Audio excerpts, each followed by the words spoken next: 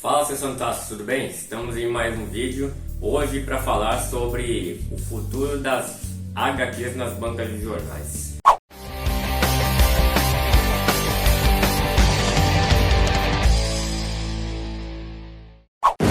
Primeiramente, para falar sobre isso, acredito que a gente tenha que falar sobre um pouco da história das bancas de jornais, o avanço da tecnologia e tudo que está acontecendo nesse meio, para a gente poder dar um prospecto aqui do que o futuro que a gente pode aguardar desse futuro, né? Então vamos lá, né? Como muitos já sabem, né? Nós temos uma banca, propriamente ela não é de jornais, né? Porque é uma banca sebo. Então assim, você tem essas duas categorias para você poder ter uma banca, né? Uma banca que trabalha com usados e uma banca que trabalha com novos, que é a maior das bancas que todo mundo conhece, né? Então vamos lá. A banca, ela até anos atrás, vamos colocar aí, acompanhando essa evolução da internet, né? Começo dos anos 2000, ali que a internet ainda estava nascendo, estava progredindo, né? Estava engatinhando ainda. Então, banca de jornal era um negócio assim com muita rentabilidade, era muito interessante, né? Por quê? Porque a venda desse tipo de material, de jornais, de revistas, ela era centrada, né, em revistarias e bancas de jornais, e a maioria sempre foi banca de jornais, revistarias era uma ou outra, né? Então a banca de jornal você encontrava praticamente a cada 2, 3 esquinas você encontrava uma banca, né? Era muito comum. E aí, com a chegada da internet, esse meio, por exemplo, de notícia, ele começou a ficar muito defasado, né, no que sai no material impresso. Então, por exemplo, se o jornal, ele começa a rodar pela madrugada, já com tudo pronto para sair, se sai uma notícia logo pela manhã nova, o jornal ele já está defasado, né, com notícia, e ainda mais se é uma notícia bombástica que todo mundo quer saber detalhes. Então o jornal ele só vai acompanhar essa notícia no dia seguinte, né? Então essa é uma questão, né, que aí já teve as quedas das bancas. Fora também que o valor das revistas aumentaram demais nesse tempo, né? Então isso também fez com que essa parcela que já não é muito grande de leitores diminuísse. E você poderia também encontrar às vezes a revista pouco tempo depois, ela na internet, escaneada de forma gratuita, né? Os famosos scans aí, né? Então, assim, muita gente começou a optar, né?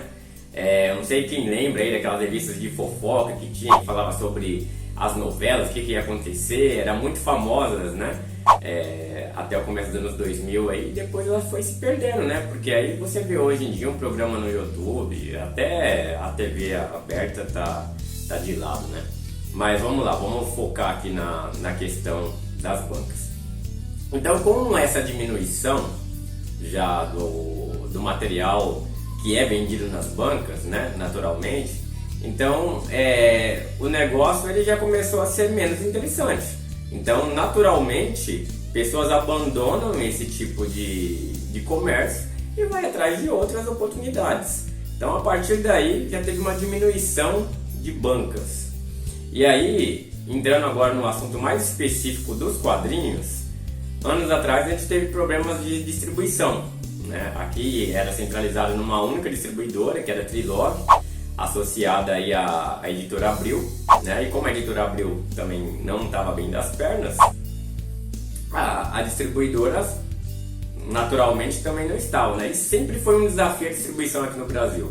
Para quem acompanha aí quadrinhos aí desde a década de 70, de 80, o Brasil, por ser um país continental, né, gigante, sempre foi um desafio, uma dificuldade você levar todo o material para o Brasil inteiro, né?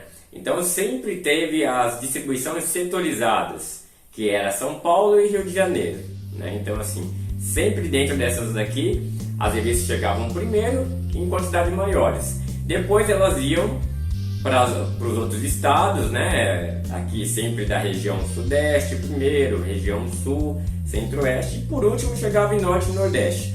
E muitas vezes com meses né, de defasagem em relação ao que foi recebido em São Paulo, ou muitas vezes nem chegava, né? Nem chegava o material lá, ou chegava pouquíssimas unidades, ou era sobra do que estava aqui, então já chegava danificado. Então esse sempre foi um desafio. E aí, com esse problema da distribuição, de não ter mais uma empresa para distribuir, o que aconteceu?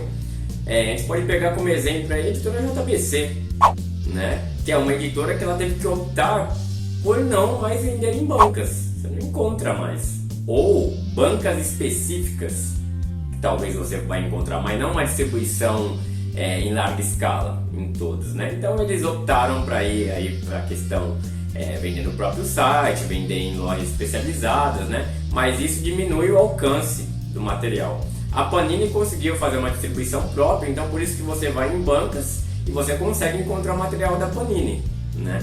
Mas dificilmente você encontra material de outras editoras, a não ser que sejam materiais bem antigos, né? E como eu disse, uma editora ou outra ela pode trabalhar com uma distribuição setorizada em algumas bancas de alguma região, que ela pode oferecer esse tipo de distribuição, né? Mas a nível nacional eu acredito que só a Panini, né? E mesmo assim não resolveu esses problemas de distribuição que eu já comentei aqui, que a própria Abril teve, né?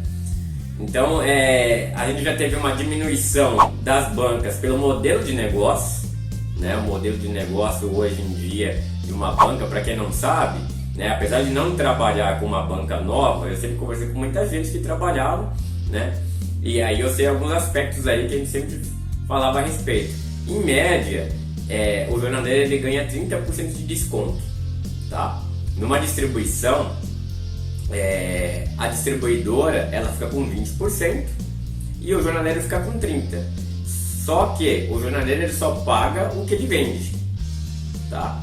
Então por isso que depois de 30 dias ou um pouquinho mais, aí 40 dias, dependendo do acordo da editora, ele tem que fazer o encalhe. O que é o encalhe? Ele vai dentro daquele período de tempo pré-estabelecido, ele vai ter que verificar o que foi vendido, né? E preparar para devolução aquilo que não foi. Então em cima disso, depois ele vai receber um boleto e ele vai pagar pelo que ele vendeu, né? Com aquele desconto de 30%. Então essa é a forma geralmente do jornaleiro trabalhar com revistas, né? Livros, impressos em geral, né? Ele acaba pagando só o que ele vende. Então nesse modelo de negócio, em que aparentemente como as revistas ficaram mais caras, né, a porcentagem continua a mesma, mas ele poderia ganhar mais, por exemplo, as vendas diminuíram. Então se as vendas diminuíram, né, não foi suficiente para balancear essas vendas. Então assim, as vendas não se mantiveram num patamar interessante para falar assim, tudo bem, a revista agora é mais cara, mas pelo valor mais alto, né, as vendas estão compensando. Não estão, né, as vendas não estão. Até porque hoje em dia, um dos fatores aí que a gente pode observar são sites oferecendo várias vantagens. Por exemplo, você pode comprar quadrinhos aí, hoje em dia até a Panini, né? Os quadrinhos mensais ficaram mais caros, eles têm ISBN, ele consegue ser vendido em vários sites. Então aí você pega, por exemplo, uma Amazon que oferece o serviço Prime, então não vai pagar frete quem tem o Prime. Fica muito interessante para a pessoa comprar. Qualquer outro site você oferece também a forma de pagamento por cartão de crédito, a pessoa pode parcelar, né? Então são muitas vantagens em que o jornaleiro, infelizmente, ele não consegue oferecer, né? Não consegue oferecer uma entrega grátis, né? A não ser um ou outro que possa ter um modelo de negócio que ele pode entregar na mesma região, mas não a nível nacional, né? E o jornaleiro ele vende a nível do bairro, né? E hoje em dia as pessoas querem cada vez mais otimizar o tempo, né? A pessoa não quer ir até uma banca de jornal, perder o tempo para ver se vai ter a revista que ela quer naquela banca. Talvez ela não tenha, tem que ficar andando para outra. É muito mais fácil ela acessar o site, comprar. Se tiver algum custo de frete, muitas vezes é pequeno, então ela prefere comprar por lá.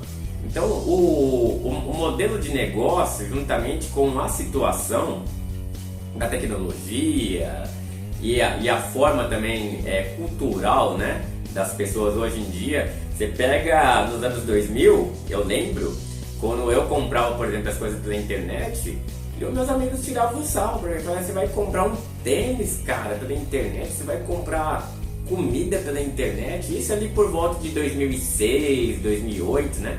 A gente pega aí menos de 15 anos atrás, fala assim, nossa, você é louco, cara, que é isso? Isso não é coisa que compra, você tem que ir lá calçar.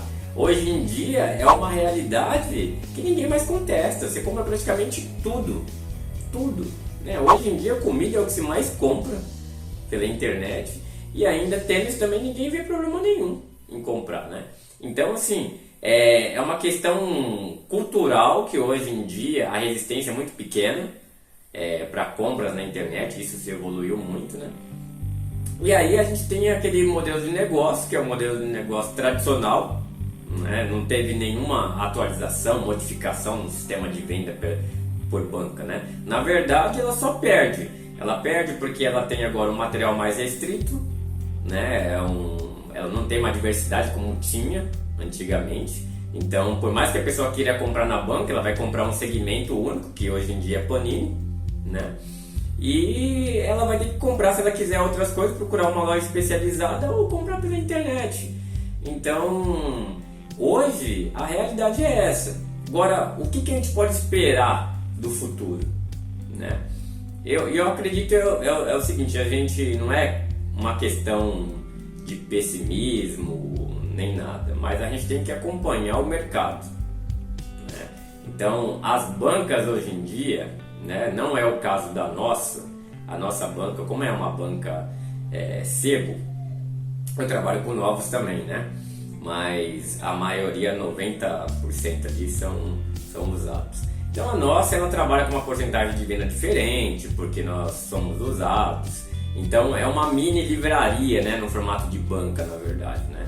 Então é um modelo que o sebo ainda tem muita procura, né? Então você tem uma diversidade de material, que assim, você também pode encontrar na internet, mas eu posso ter materiais raros que as pessoas não encontram lá, encontram na minha banca, né? Mas também tem essa limitação do público local, apenas. Agora, uma banca, ela, sem ter esse tipo de recurso, ela teve que se transformar numa loja de conveniência. Então, assim, para quem tem o hábito de passar hoje em dia em bancas, a banca, você vê praticamente tudo, menos jornais, revistas, né, em quadrinhos e impressos em geral. O que, na verdade, a ideia da banca, ela foi criada como um meio de levar a cultura às pessoas, né? Então é um local em que você se informaria, você compraria jornais, revistas, você saber. Então, assim, a ideia sempre foi cultural da banca, né? Uma banca não foi, apesar de você ver pessoas fazendo a banca como se fosse um chaveiro, uma bomboniere, né? Não é essa a ideia, é uma ideia cultural. Mas, infelizmente, o jornaleiro, ele tem que sobreviver, ele tem que ter lucros. Então, você vê vendendo roupa, acessórios de celular, brinquedos, doces, serviços em geral, né, de impressão, de recarga, escaneamento, várias outras coisas, o que é o necessário para complementar a renda do jornaleiro, né? Então, as revistas e os impressos ficam cada vez de lado, né? Você tem uma porcentagem muito pequena, apenas porque tem que ter, né? Então, você não pode descaracterizar, né, essa forma cultural. Então, apesar que tem alguns aí, como a fiscalização aqui no Brasil, o pessoal, né, não tá nem aí e praticamente coloca lá meia dúzia de revista, nem coloca nada, né? Então, é óbvio que tem algumas bancas ainda que, dependendo da região aonde ela atua, ela ainda tem uma quantidade boa de público, tem uma quantidade de materiais bom, porque às vezes a pessoa ela vai atrás de materiais diferentes, né? Até para ela estar diferenciada das demais bancas, né, da região, mas é uma parcela muito pequena, né, o que acontece isso. Então, assim, as bancas já estão se transformando, né? É uma reação instintiva, né, de querer se manter no mercado. E as revistas em quadrinhos, elas estão de longe de longe de ser um tipo de material em que ele vai dar uma volta por cima em banca de jornal. Não é mais um modelo de distribuição que está sendo pensado. Então, o que eu acredito que aconteça a Panini vai continuar, né? Para ela é interessante, até porque ela é o único material. Só que ao mesmo tempo, se as bancas diminuem, começa a ter uma diminuição da quantidade desse tipo de material, vai chegar uma hora que não é mais interessante a distribuição para essa rede de estabelecimento em que só diminui, né? Não tem muita relação, porque hoje em dia você vai numa distribuição, por exemplo, e você consegue passar em determinado perímetro por várias bancas, o que já mudou muito, porque já muitas bancas fecharam. Então, se aquela distribuição vai passando cada vez um número menor de estabelecimentos, começa a não valer mais a pena a questão de logística, né? Custo de combustível, a pessoa que está sendo paga para fazer aquela distribuição, né? Tem os entregadores. É claro que isso também, boa parte é o próprio jornaleiro que paga, né? O entregador ali que leva o material para ele depois que vai retirar. Mas é um modelo de negócio que infelizmente não vai se sustentar, né? Acredito aí que a gente pode colocar no máximo uma década, né? Talvez até menos, né? Como a tecnologia avança, a gente pode colocar menos que isso. Infelizmente é algo muito ruim, porque se não for nas bancas, aonde esse material vai ser entregue, né? Porque os pontos especializados, lojas especializadas também não são grandes, né? Então provavelmente a procura pelo digital vai aumentar cada vez mais, vão ser uma das poucas opções, né? Então, assim, por mais que seja nostálgico, a gente goste, né? Fez parte da infância de muita gente aí, a banca de jornal, lembra com carinho, né? Quando ia procurar os gibis para completar a coleção. A tecnologia, ela tá fazendo essa alteração nas coisas, né? Então a banca de jornal, infelizmente, não houve um acompanhamento nesse tipo de coisa. Outros fatores, como eu já falei aqui, a distribuição também já foi a verdadeira pá de cal, né? Em cima disso tudo. E a tendência é essa, é a diminuição, e até acredito a esse modelo não existir mais, né? Esse modelo fica no passado, né? Então é isso, galera. Espero aí que vocês tenham gostado. Comentem o que vocês acham, se vocês iam aí nas bancas de jornais, se ainda vão, o que vocês acham também aí das HQs, né? Do futuro das HQs nas bancas, o que vocês acham pro digital, pontos especializados, tá? Compartilhe o vídeo, se não está inscrito no canal, se inscreva, né? Toca o badalo aí e até o próximo vídeo, galera. Valeu!